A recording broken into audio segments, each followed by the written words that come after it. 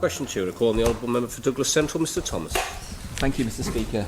I beg leave to ask the Minister for Education, Sport and Culture, pursuant to his answer in September 2020, what plans he has to use the vacant Park Road site for a replacement primary school for Scoill Yn Jubillee. I call on the Minister for Education, Sport and Culture to reply. Thank you, Mr Speaker. I would like to thank the Honourable Member for Douglas Central for his further question regarding educational provision for Douglas pupils.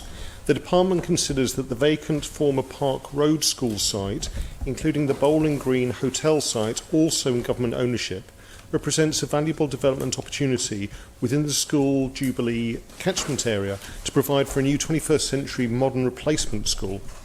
Such a development would also bring the current schools together in one building to replace the current split-site school facilities at Ballaquayle and Murray's Road.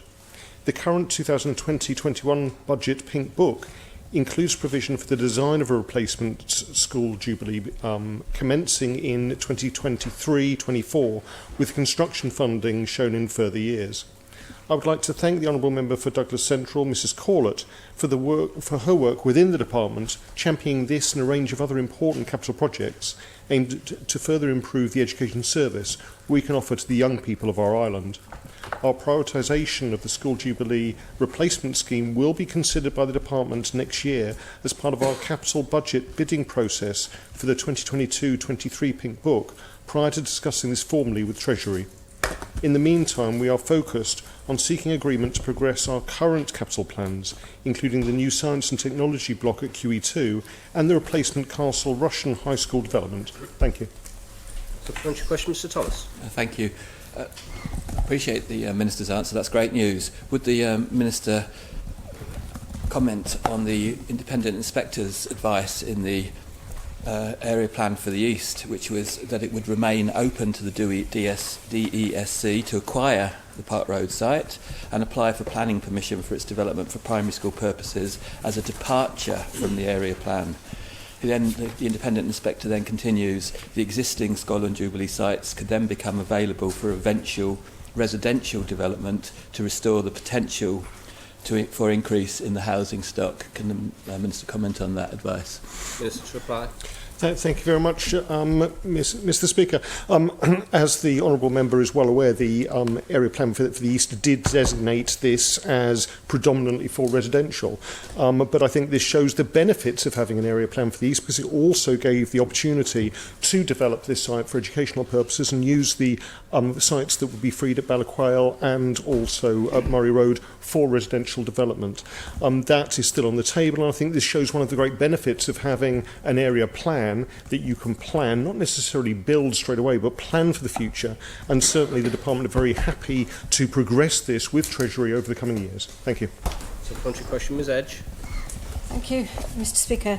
Just wonder if the Minister would circulate the full business case for this coming forward into the Pink Book next year.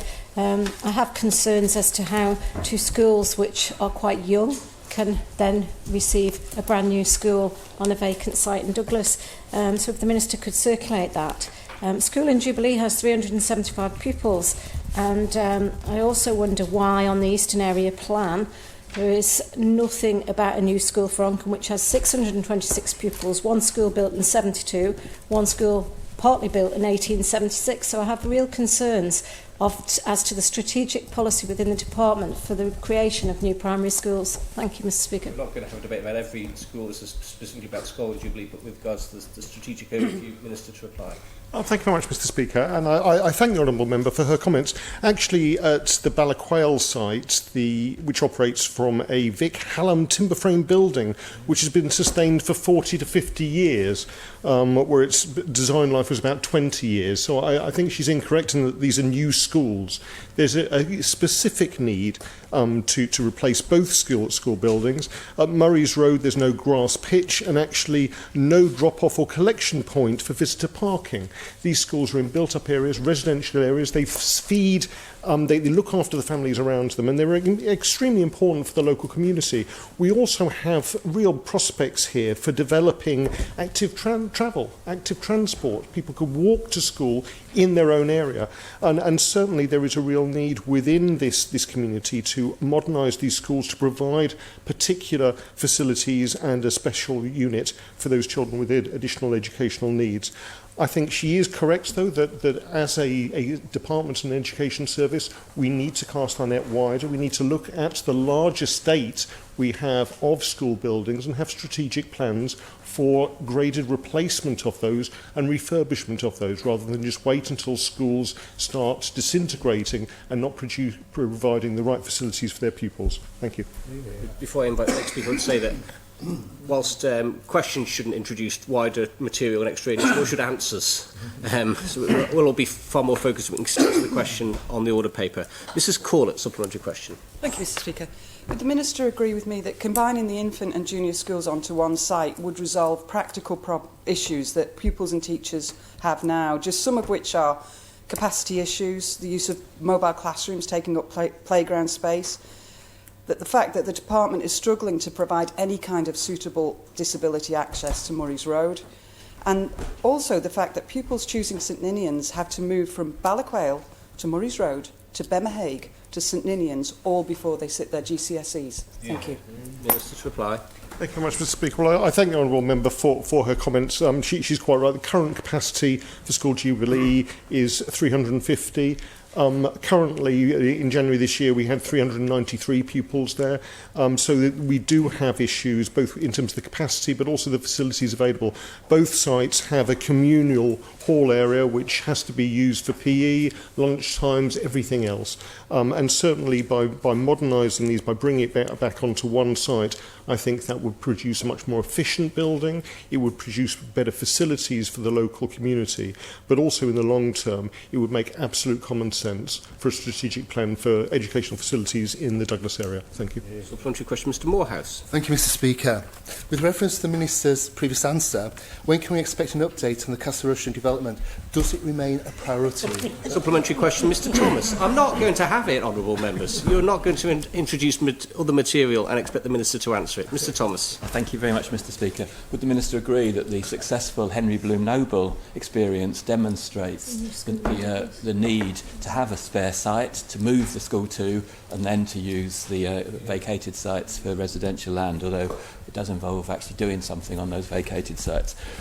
Secondly, does the Minister agree that although this demonstrates the benefit of planning, it doesn't actually demonstrate the benefit of the area plan for the east, because this Park Road site is designated as residential at the moment, not for a school, and that's the point that the independent inspector noted.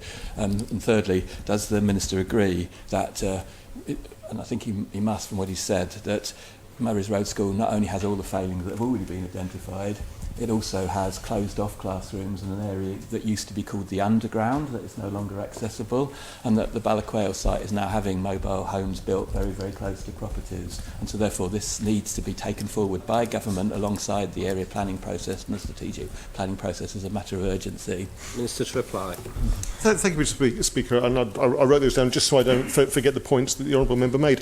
I completely agree that the Henry Bloom Noble development was a very good example of bringing together facilities into one site and actually enriching that area, and it's been incredibly successful for the local community. He talks about the area plan for the east and quoted the inspector's report, paper 2, paragraph 185, which clearly states that the area plan for the east was very important in that, yes, it did talk about the need for predominantly residential building in that area, but freed up that also the possibility, should finances and should the priorities be pursued, for creating educational facilities in that area as well. So that's why I said I do see the area plan for the east as being extremely helpful in terms of the education department. And I would agree with him about the situation at Murray's Road. It's been allowed to go on for quite a long period of time. There have been previous costings to improve it, which would run into millions of pounds, to improve a building which I think is no longer fit for the education service we want in the future for our young people. Thank you. Question, Mr. Peake. Thank you, Mr. Speaker. Would the Minister agree with me, unfortunately, that this is another example of how government actually stops development? We've got here in the Eastern Area Plan 27 homes for young couples, maybe, for small families, for individuals, and we're actually letting a department stop it. So this really is a call for the development agency to take overall control and actually have a strategic questions and decisions. Would the Minister agree? Minister to reply.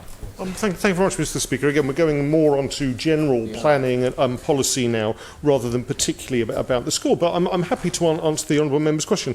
The area plan for the East, yes, it did designate 27 buildings in the Park Road site. But as the honourable member, Mr. Thomas, has stated, the inspector's report also said that that development could take place at the sites that would be freed up by the amalgamation of a school there, which would free up the Balaquale and Murray's Road site for residential development. So I don't think it's either or. I think it's a very good plan for development in that area. In terms of overall strategy, not just for education, but of all our capital projects, I would agree with him that we need a strategic view. We should not wait for buildings within the government estates to become problemsome.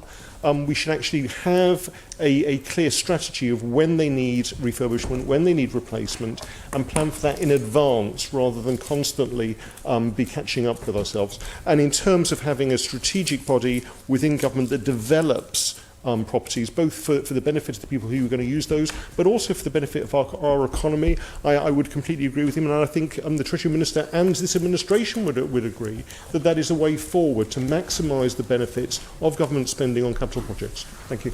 Supplementary question, Ms Edge. Thank you, Mr. Speaker. I'd just like to advise the Minister that a Vic Allen building exists in Onken, and it's only 1 year younger than the Balaquale School, so perhaps we're hopeful that Onken might see something in the future. But what I really want to ask the Minister is, would he circulate the condition surveys and the capacity for each primary school and the strategic policy documents that the Department has for each for the development of the primary schools for the future for the island, because there's many that need a lot of work in them that are a lot older than the two schools he's talking about. Thank you, Mr. Speaker. It falls within the question. Minister to reply. I'm more than happy to reply, Mr. Speaker. And I thank the honourable member for being a champion of Onken. What we're trying to do here, as I said, I'm trying to reply to a question about Scoill Jubillee, and that's a very important school to modernise and replace. But she's quite right. There are a whole range of schools across our island. Age doesn't necessarily mean they're not suitable. We have some very well-built old schools that will last, that were built to last for decades, if not hundreds of years, that are still very popular with the pupils and their families. What we're dealing with, particularly at Scoill Jubillee, are buildings that weren't built to last that length of time, that are failing now to provide the facilities that both the teachers, staff and children need, that are hot during winter, hot during summer, cold during winter, and really do need replacement. And in terms of her question about a strategic view of all the primary and secondary schools over the island, actually what I've said to the honourable member, Mr. Peake, is that we lack that at the moment, and that's what we should be developing as an education service. We should be forward-thinking. We should be looking ahead across the educational estate for how we develop these buildings, when we develop them, but most crucially of all is getting the right consultation both with the staff and the families who are using them, so that we get the sort of facilities such as Henry Blue Noble site, which have been incredibly successful in terms of providing education. Condition surveys, Minister. Supplementary question, Mr. Shimmons. Thank you very much, Mr. Speaker. I've got three short questions for the Minister. First of all, is he aware that there's a fully designed architect scheme prepared actually for Isle of Man Government for the Park Road site, which would provide high quality, much needed first time buyer accommodation in the heart of our capital, and that scheme has been sitting in drawers in government for a number of years. So is he aware of that? Secondly, is he aware that recently the planning policy team in the Cabinet Office published the Unoccupied Urban Sites Register for the East, which was a positive development, and that lists a number of alternative sites. All these sites, of course, lie empty and derelict, blotting the landscape in Douglas, which could be used for schools in the capital. The third question I have is, can the Minister tell this House how long the Park Road site has lain empty and derelict, blotting the landscape of our capital? Thank you. Minister to reply. Thank you very much, Mr Speaker. I thank the Honourable Member for his three questions. In terms of the first-time buyers scheme development at the Park Road site, no, I wasn't aware of that, but as if he's correct, it's been sitting in a drawer somewhere and probably nobody else has seen it either. In terms of the unoccupied urban site... Sorry? Order. Sorry, I thought the Honourable Member was asking to give way, but obviously not. During question time. Yeah. Hopefully not. In terms of the unoccupied urban sites around the Douglas area, I'm not familiar that any of them are within the Scoill Jubillee catchment area, but I'd be quite happy to look into that, as he has asked. And in terms of his third point, really, in terms of developing schools and how we deal with it, I think it's very, very important that we actually take on board the local population and have decent consultation with the people who are going to use these sites to get the best benefit for our education service. Thank you. Final supplementary on this question, Mr Crogeen. Thank you, Mr Speaker. Would the Minister not agree that the Department was forward-looking by identifying Park Road site as a school, because there is no other available site for a school to be put whilst the two other schools are in operation, and also that the department had undertaken a review about where to position a new Onken school? First half of that question, Minister to reply. Thank you much, Mr Speaker. I thank the Honourable Member for his previous involvement in both of these schemes and his commitment to the education service on the Isle of Man. Please like and subscribe to the Isle of Man TV channel. Thank you.